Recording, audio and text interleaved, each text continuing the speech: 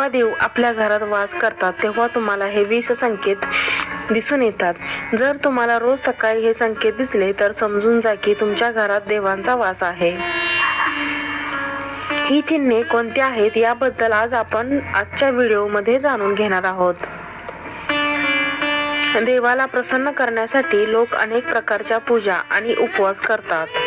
सकाळ संध्याकाळ देवाला दिवा लावण्यापासून ते देवाला अन्नदान करत असतात, जेणेकरून देवांचा आशीर्वाद आपल्यावरती राहील आणि त्यांच्या आयुष्यात कोणत्याही प्रकारचे समस्या अडचणी येऊ नयेत. आपण सर्वजण हे जाणतो की देवाची आराधना आणि पूजा केल्याने तो आपल्यावर प्रसन्न होतो, परंतु तुम्हाला माहिती आहे का की तो आपल्याला याबद्दल इशारा देखील करतो.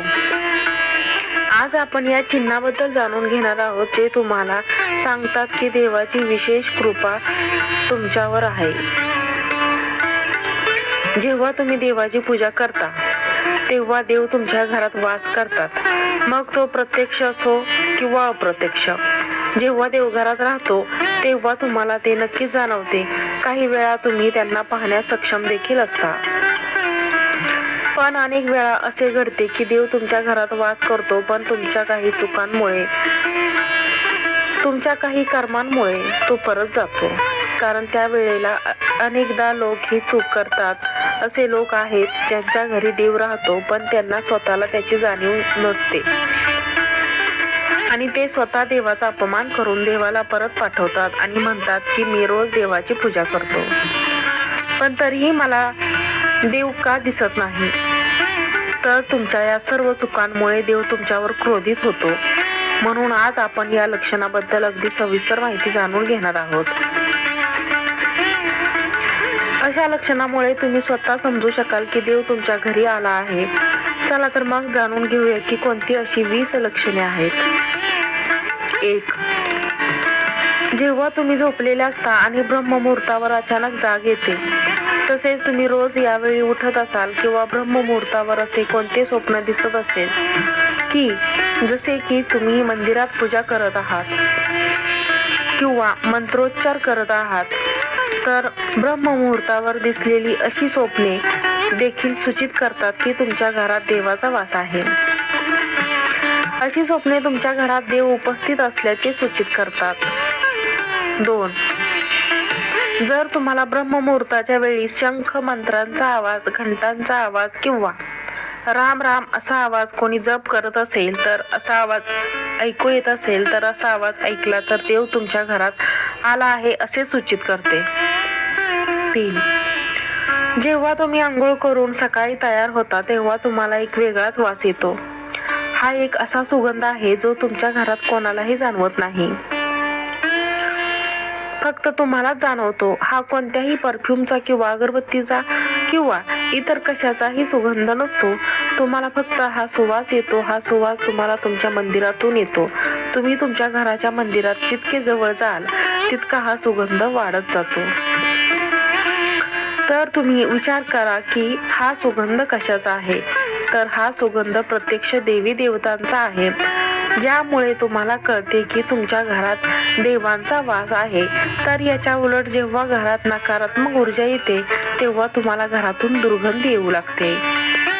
पण जेव्हा देव वास करतात आणि सकारात्मक ऊर्जा प्रवेश करते तेव्हा तुम्हाला सुगंध येऊ लागतो, जो तुमचे हृदय पूर्णपणे मोहित करतो.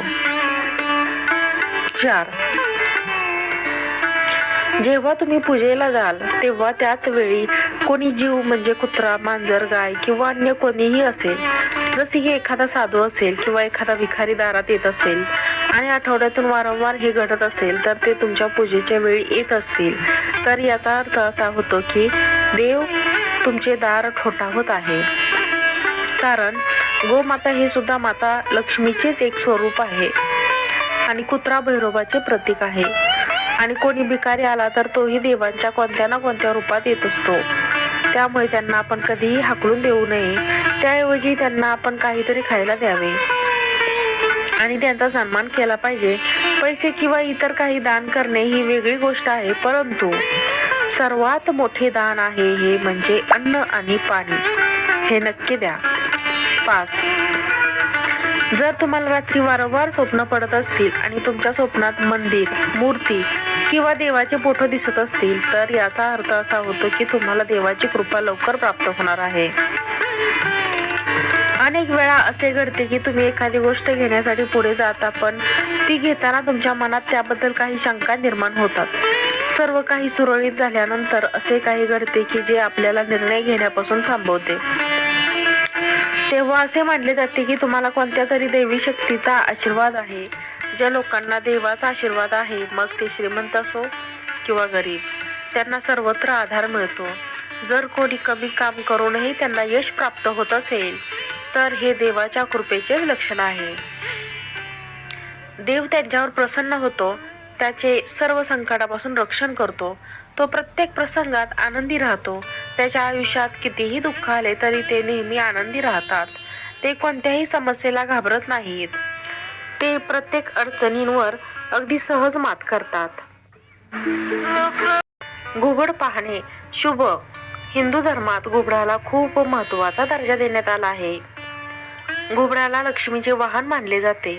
त्यामुळे तुम्हाला कुठेतरी घुबड दिसले तर ते अत्यंत शुभ लक्षण मानले जाते. जर तुम्हाला अचानक कुठेतरी घुबड दिसले तर समजून जा की देवी लक्ष्मी लवकरच तुमच्या घरी येणार आहे. 7. धनाची देवी माता लक्ष्मी हिला स्वच्छता आवडते. ज्या घरामध्ये स्वच्छता असते तिथे माता लक्ष्मीचा वास असतो. त्याचबरोबर स्वच्छतेसाठी वापरण्यात येणारा झाडू ही माता लक्ष्मीला अतिशय प्रिय आहे. असे म्हणतात की सकाळी कुठेतरी जात असताना बाहेर कोणीतरी झाडू मारताना पाहिले तर ते अत्यंत शुभ लक्षण आहेत. 8. खाण्यापिण्याच्या सवयीमध्ये बदल होऊ लागतात. जिथे जिथे देवी लक्ष्मी येते तिथे त्या घरातील लोकांच्या खाण्यापिण्याच्या सवयी बदलू लागतात. असे म्हणतात की अशा घरातील लोकांना भूक कमी लागते. विशेष म्हणजे अशा लोकांसाठी कमी जेवण हे पुरेसे असते. याशिवाय अशा घरातील लोक मांसाहारापासून दूर राहू लागतात. 9. शंखांचा आवाज खूप शुभचिन्ह देतो. हिंदू धर्मात शंखाला महत्त्वाचे स्थान दिले गेले आहे. इतकंच नाही तर शंखांचा आवाजही खूप शुभ मानला जातो. त्यामुळे कोणत्याही शुभ प्रसंगी किंवा पूजा करताना शंख वाजवला जातो. सकाळी उठल्यावर शंखाचा आवाज ऐकू येत असेल तर ते खूप शुभ लक्षण आहे. असे मानले जाते की सकाळी उठल्याबरोबर शंखध्वनी ऐकणे हे आपल्या घरात देवी लक्ष्मीचे आगमन सूचित करते. 10. सलग 3 दिवस तुम्हाला घरातून बाहेर पडताना नीलकंठ पक्षी दिसला तर समजून जा की देवाने तुमचे म्हणणे ऐकले आहे. तुमची मोठी इच्छा लवकरात लवकर पूर्ण होणार आहे. नीलकंठ पक्षाचे दर्शन हे महादेवाच्या आशीर्वादाचे लक्षण आहेत. जर तुमच्या घरासमोर पांढऱ्या गायी वारंवार येऊ लागल्या किंवा एखाद्या दिवशी एखादी पांढरी गाय तुमच्या घरासमोर येऊन आणि आपल्या घरासमोर वासराला दूध पाजत असेल तर समजून जा की तुमच्यावर देवी देवतांचा कृपेचा स्पष्ट संकेत आहे आणि हे सूचित करते की तुमची प्रार्थना यशस्वी होत आहे आणि तुमच्या आयुष्यातील सर्व समस्या दूर होणार आहेत. देव तुमच्या सर्व संकटांचा आणि वाईट दिवसांचा अंत करणार आहे. 11. तुमच्या घराच्या मुख्य प्रवेशद्वारावरती पक्ष्यांनी घरटे बनवले तर ते खूप शुभ लक्षण आहे. तुमची पूजा यशस्वी झाल्याचा पुरावा आहे. पक्ष्यांना आणि त्यांच्या बाळांना चुकूनही त्रास देऊ नका. त्याऐवजी त्यांच्यासाठी अन्न आणि पाणी ठेवा. पूजा करताना तुम्ही इतके भावुक झाला की तुमच्या डोळ्यातून अश्रू वाहू लागतील. हे एक लक्षण आहे की देवाने तुमच्या हृदयाचे अंतःकरणाचे म्हणणे ऐकले आहे. 12. जर तुम्ही सकाळच्या पूजेनंतर घराबाहेर गेलात आणि तुम्हाला माकडांचा समूह दिसला तर तुमची उपासना सफल होणार आहे. हे त्यांचे एक संकेत आहे. देव तुमच्या बाबतीत दयाळू आहे. त्या माकडांना काहीतरी खायला देण्याचा प्रयत्न करा. 13. पूजेच्या वेळी अचानक पाहुणे येणे किंवा आपले एखादे गुरु येणे जसे की ब्राह्मण येणे हे देखील देवाच्या आशीर्वादाचे लक्षण आहे. जर पाहुणे भेटवस्तू घेऊन आले तर हे स्पष्ट लक्षण आहे की देवाने तुझी पूजा स्वीकारली आहे. 14. पूजेच्या वेळी लावलेल्या दिव्यांची ज्योत अचानक मोठी झाली तर समजून जा की तुमची पूजा यशस्वी झाली आहे आणि देवाच्या कृपेने तुमचे दुःखाचे दिवस लवकरच निघून जातील हे सूचित करते. 15. जर तुम्ही अनेकदा पहाटे 3 ते 5:30 दरम्यान म्हणजेच ब्रह्ममुहूर्तावर उठत असाल तर ते देखील देवाचे लक्षण आहेत. म्हणजे जर तुम्ही ब्रह्ममुहूर्तावर उठला तर देव तुमच्या भक्तीने प्रसन्न होतो. 16. जी व्यक्ती पहाटे 3:20 अचानक उठते तर याला क्षुल्लक बाब समजू नका. हे चिन्ह खूप शुभ मानले जाते. असे मानले जाते की पहाटे 3 वाजल्यानंतर देवी देवतांचा शक्ती जागृत होतात. ज्याला खूप काही सांगायचे आहे अशा परिस्थितीत अशी लक्षणं आहेत की तुम्ही वारंवार 3 वाजल्यानंतर जागे व्हा. तेव्हा पहाटे 3 वाजल्यानंतर देवी देवतांकडून मागितलेले कोणतेही वरदान रिकामे जात नाही. देव तुमच्या प्रार्थना नक्कीच पूर्ण करतो. 17. जर तुम्हाला तुमच्या स्वप्नात उंच पर्वत आणि तिथून वाहणारा धबधबा दिसला आणि जर तुम्ही हे पाणी पित असाल तर तुम्हाला नक्कीच यश मिळेल. तुमच्या शिक्षणाचा योग्य वापर करून कुटुंब चालवता येईल तर ते केवळ भगवंताच्या कृपेने शक्य आहे. जगात असे काही लोक आहेत की जे शिक्षित असूनही शिक्षणाचा योग्य वापर करता येत नाही. चांगले आरोग्य असलेल्यांवर देवांचा आशीर्वाद असतो. अशा लोकांनी स्वतःला भाग्यवान समजावे. जर तुम्हाला तुमच्या आयुष्यात योग्य जीवनसाथी मिळाला असेल तर हे देखील केवळ ईश्वराच्या कृपेने शक्य आहे. एक चांगला जीवनसाथी तुमचे संपूर्ण आयुष्य आनंदी करू शकतो. पण जर तुम्हाला वाईट जीवनसाथी मिळाला तर संपूर्ण आयुष्य मारामारी आणि संकटामध्ये जाते. 18. एखाद्या व्यक्तीचे मूल जर आज्ञाधारक असेल तर ते देखील देवाचीच कृपा असते. अन्यथा आजच्या युगात बहुतेक लोक त्यांच्या मुलांमुळे दुःखी आहेत. ज्यांच्याकडे योग्य आणि अयोग्य फरक करण्याची क्षमता असते त्यांना त्यांच्या प्रमुख देवतेचा आशीर्वाद असतो.